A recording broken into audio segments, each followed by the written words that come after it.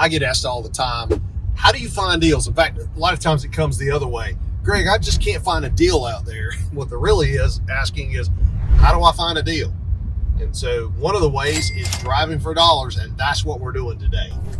So today, we're driving for dollars. There's lots of ways to uncover opportunities in the real estate world, but none is more entertaining than to get out and go into the community and look for properties and look for opportunities. And so, of course, we are driving right now, so I have to be very cognizant that I'm operating a motor vehicle.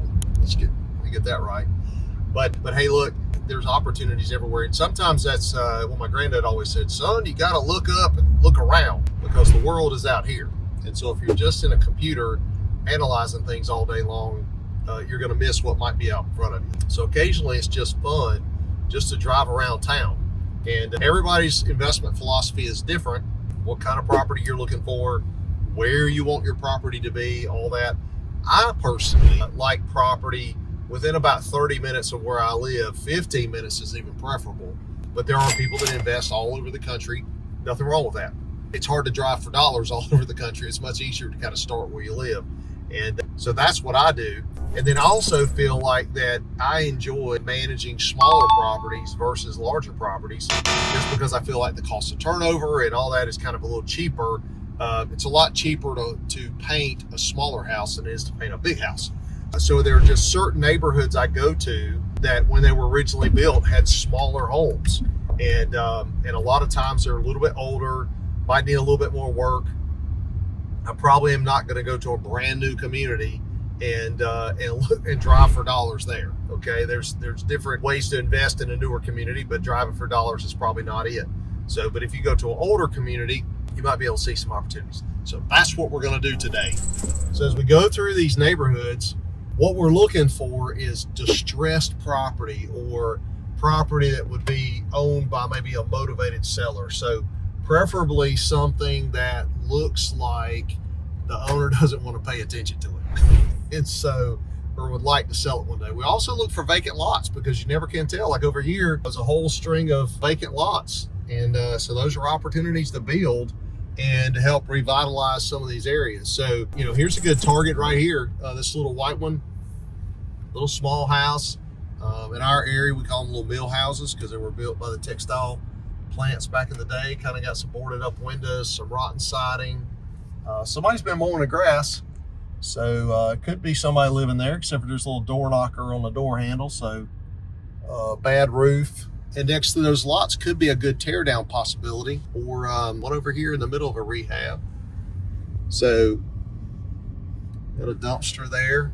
I also like to see other people trying to help improve the community. You don't want to be the only one doing it yourself, but it certainly is helpful. And in this particular community, there's some other new construction going on. So several new foundations and all coming out of the ground, which is really helpful because if you're going to be out there taking care of things, it'd be nice that other people were taking care of things too. So here comes one as we round the corner. This would be a pretty decent target opportunity. Might be a rental.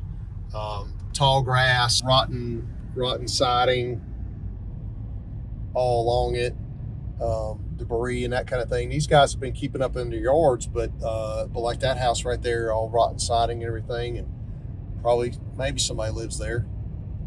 So, but you could certainly take several of these in a row and go and start researching the owners. Any of these would be pretty decent candidates. And certainly here's one with a bunch of trash out front. Looks like the tenants either got evicted or been moved out. That'd be a great one to call on and see if the landlord's ready for a new ownership. If that last tenant didn't drive them crazy, maybe you could take over that. So once we've identified what that kind of looks like, so let's kind of go down the list. It's very, very simple. It's like, hey, properties in need of a lot of repair, properties that have been neglected, tall grass, shutters falling off, roof issues, blue tarps on roofs, always a good indicator, broken windows, anything vacant.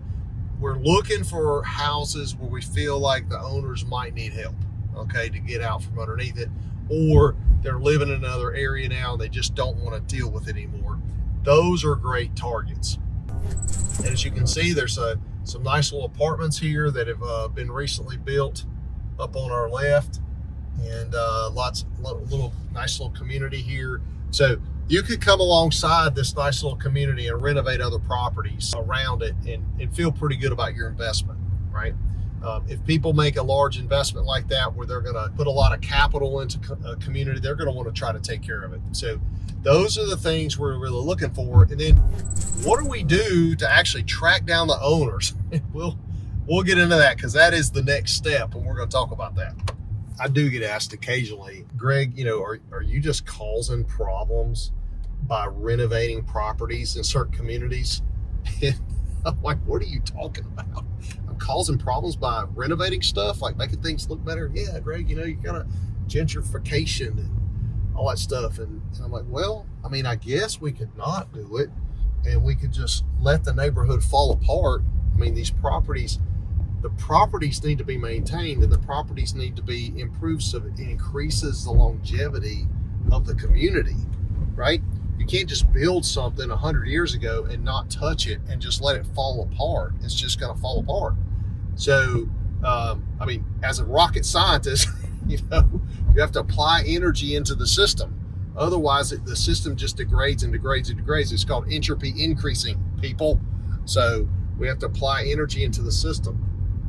And so, yeah, people's property taxes might go up. They might have some kind of ancillary issues there with the community, but also look what we can do to the community to actually benefit the community, and allow other people to come in and move in and help change and improve the community, or give a new home for residents of the community, their children, to move into the community. Because if you have a fixed number of units and you continually to produce offspring, you have to have more units for those offspring to occupy. Simple math. So I do get asked that a lot, to which I go, really? Like, you just want the whole community just to fall apart one bolt at a time, one shingle at a time? I don't think so, Scooter. We can help out.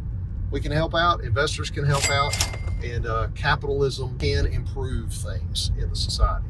So you drive around for a while, and you found a house that you really like. You find it's a great opportunity. You're like, man, this has got potential all over it. I bet you it even smells like money on the inside. Okay, what do you do next? It's really not that complicated. Start by writing the address down, because you're going to forget it as soon as you drive off.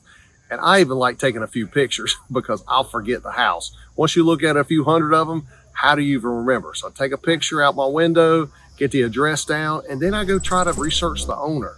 But Greg, how do you do that? It's not that hard. It's all public record, people.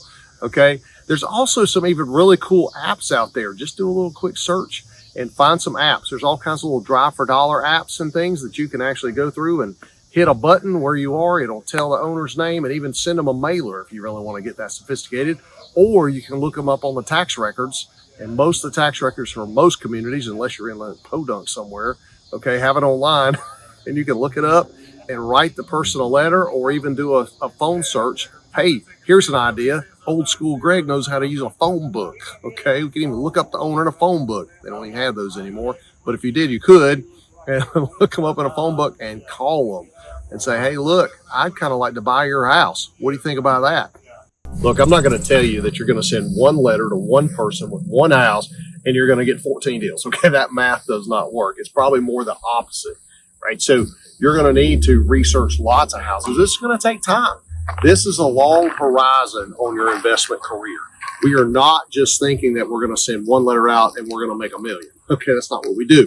But you're going to have to look at tons of houses and send lots of letters, and maybe even make letters and phone calls multiple times before you actually get in touch with the owner, because contact is important. You've got to make contact with that owner. Isn't it fun to get out, see the world? That's what some people join the military to do, get out and see the world. I drive for dollars. So look around. The opportunities are out there. Go out there and drive for dollars. Look for properties that are distressed. Look for properties that owners are just having a hard time keeping them up, and go out and give that property a little bit of new life. If you've gotten excited about what you heard today, reach out to us, become one of our mentees, get involved, get plugged in, and get educated. Let's go invest.